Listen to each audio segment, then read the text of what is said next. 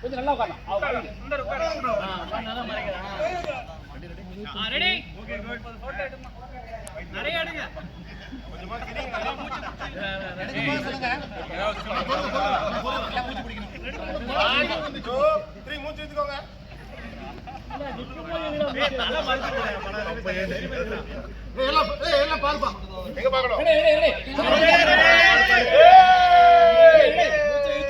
வராதுடா போட்டோல.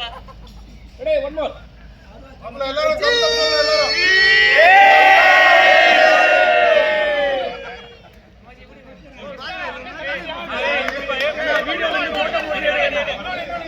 வீடியோ